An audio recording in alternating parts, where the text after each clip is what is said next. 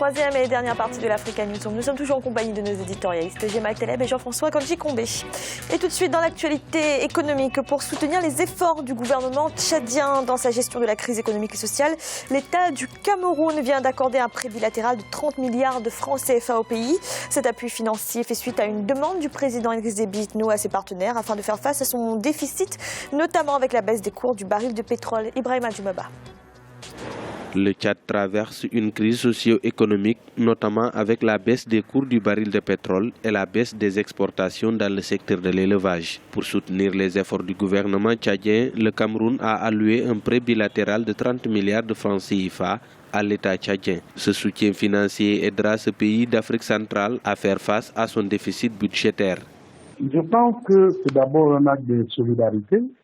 Ces deux pays sont frères, ils sont frontaliers. Une bonne partie du commerce tchadien à l'étranger passe au Cameroun. Et donc, c'est d'abord un acte de solidarité. Et puis, c'est l'acte d'un pays leader. Vous savez que le Cameroun, dans la zone CEMAC, est le leader économique. Vous savez que, contrairement aux autres pays, il a une situation économique qui n'est pas mauvaise, même si elle n'est pas aussi bien que les ambitions du pays l'auraient souhaité. Le chef de l'État Idriss Déby avait expliqué fin décembre 2016 aux responsables du gouvernement et de son parti, le mouvement patriotique du salut, que le salaire mensuel des agents de l'État est passé de 2 milliards de francs CFA en 2002 à environ 50 milliards de francs CFA en 2016. Les observateurs appellent les autorités à diversifier l'économie tchadienne. Le problème, c'est que le Tchad avait deux principales sources de revenus. Il avait le pétrole et le Tchad a l'élevage.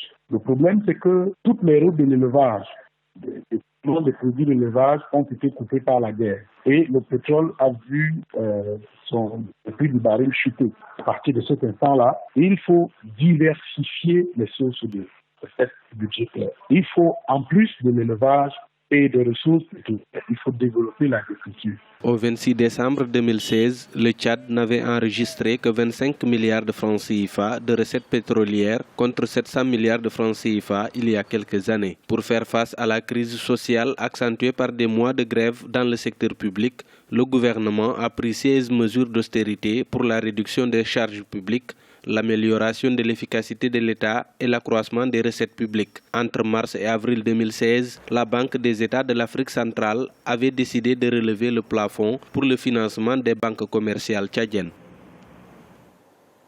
Gemma, si le Tchad est obligé de contracter un tel prêt, ça signifie quoi? Que le pays est dans une situation critique?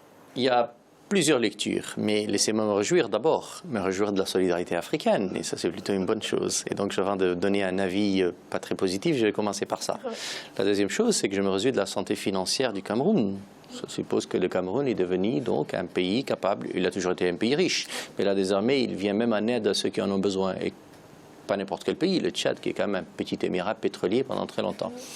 La troisième chose, c'est la faiblesse du système bancaire africain. C'est-à-dire qu'en dehors des institutions multilatérales, nous n'avons pas un système bancaire, ni un appel au marché capable de nous permettre de nous financer quand on en a besoin. Donc la solidarité des États, tant mieux.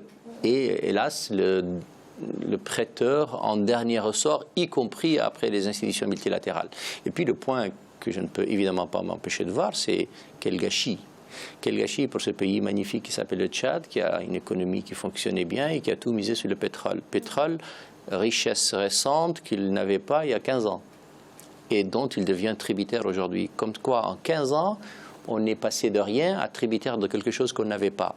C'est lamentable. C'est lamentable parce qu'en fait, on n'a rien fait pour avoir le pétrole. C'est le hasard de la nature. Et donc, nous devenons tributaires d'un hasard auquel on n'était pas attendu, pour lequel on n'est pas programmé et dont nous ne maîtrisons pas le prix sur le marché. Et donc c'est ça qui m'attriste. Et puis en même temps, on n'a pas été capable, effectivement, de provisionner ce qu'il faut pour mettre en place un peu d'argent pour les jours difficiles dans lesquels on se trouve actuellement. Je n'ai aucun doute que le prix du pétrole va remonter et que le Tchad va retrouver une santé. Ce n'est pas le problème. Mais il faudrait, ce que je dis là, je le dis pour le Tchad, c'est triste pour les Tchadiens et c'est injuste pour eux parce que c'est un peuple vaillant. Mais je le dis pour le Nigeria, je le dis pour l'Algérie, dont on parlait tout à l'heure, je le dis pour tout le monde. Le pétrole est maudit. Et quand on l'a, on apprend à être paresseux, on apprend à être artificiellement riche et on apprend surtout à ne pas compter sur l'avenir parce que nous sommes capables de calculer que c'est du jour au lendemain. C'est là l'illustration la plus parfaite. Bravo aux Camerounais, parce que, somme toute, c'est quand même un pays aussi qui a un peu de pétrole, mais capable de connaître des moments difficiles et d'aider ceux qui en ont besoin, ses frères par exemple. Jean-François, cette situation du Tchad, elle est due uniquement à la baisse des cours du pétrole?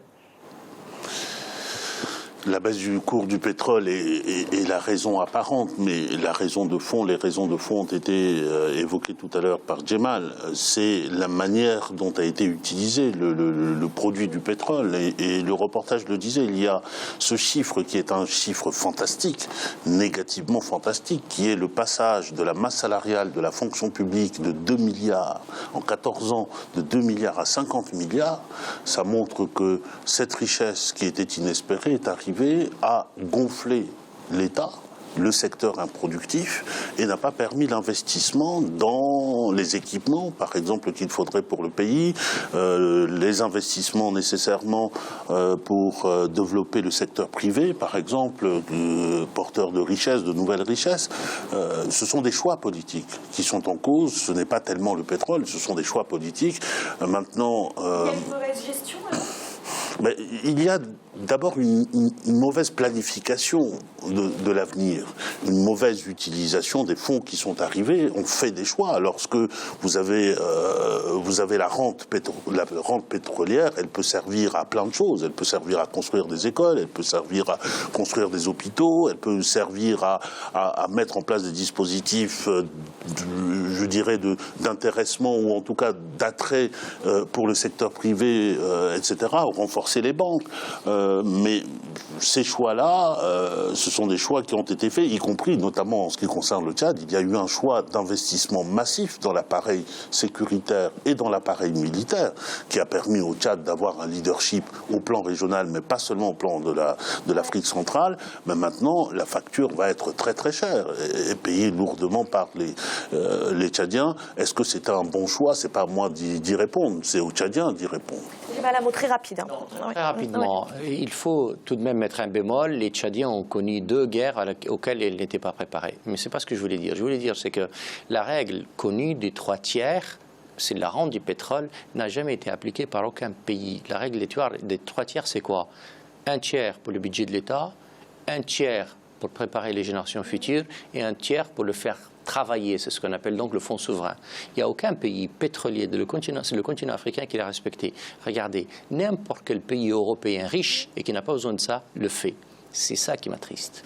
Merci. Dans l'actualité également en Côte d'Ivoire, le gouvernement et les industriels de la transformation du cacao ont signé une convention. Objectif renforcer la compétitivité du secteur. Cette signature marque ainsi l'aboutissement de la réforme lancée par les autorités ivoiriennes qui vise à accroître la performance de la filière cacao. Birama Saonera.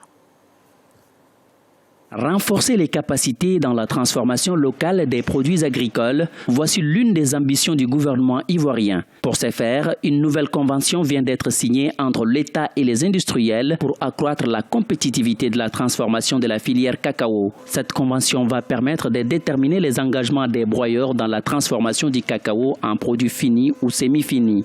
À cela s'ajoute l'accompagnement de la nouvelle réforme du secteur agricole en Côte d'Ivoire.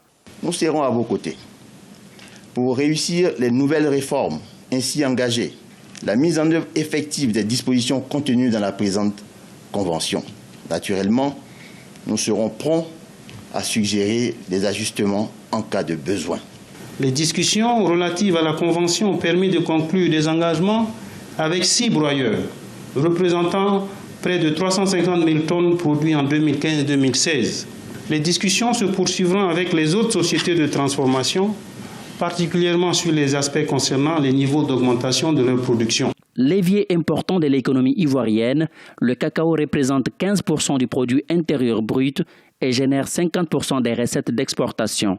Il assure aussi 2 tiers des emplois et revenus des Ivoiriens. Cependant, la Côte d'Ivoire ne transforme qu'une petite partie de sa production, soit environ 33%. Avec un niveau actuel de transformation de 540 000 tonnes environ de cacao, cela représente un taux de transformation de l'ordre de 33%.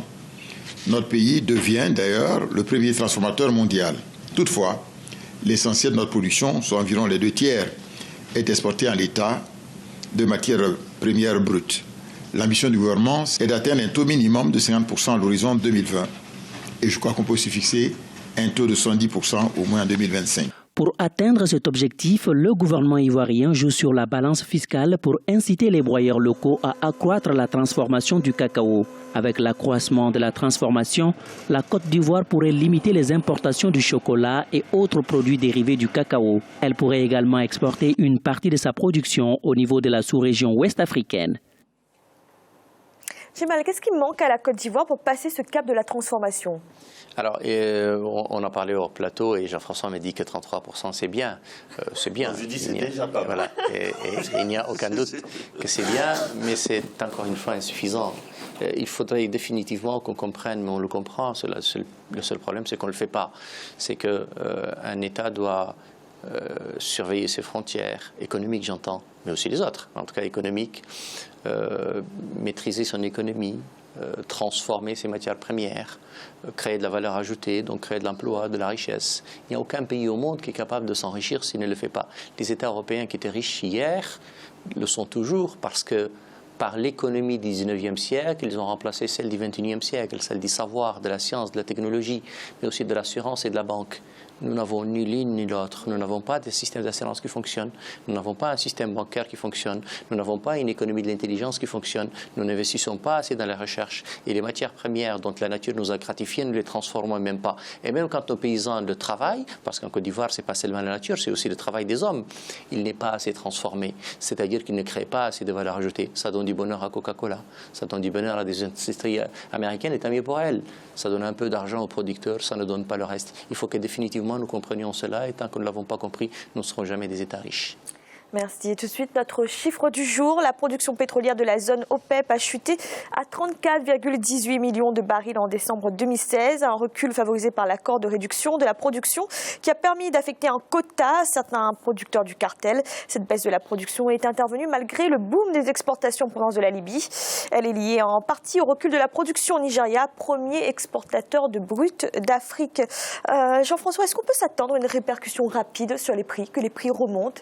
Mais les prix sont déjà en train de remonter et les prix, le marché avait déjà, me semble-t-il, anticipé même la décision parce qu'il s'agit c'est cette décision-là qui a permis de réduire les productions et qui d'ailleurs est un accord qui va au-delà de l'OPEP puisqu'il y a des États qui ne sont pas membres de l'OPEP, grands producteurs et plus petits producteurs. La Russie, par exemple, n'est pas membre de l'OPEP mais participe également à la mise en œuvre de cet accord-là.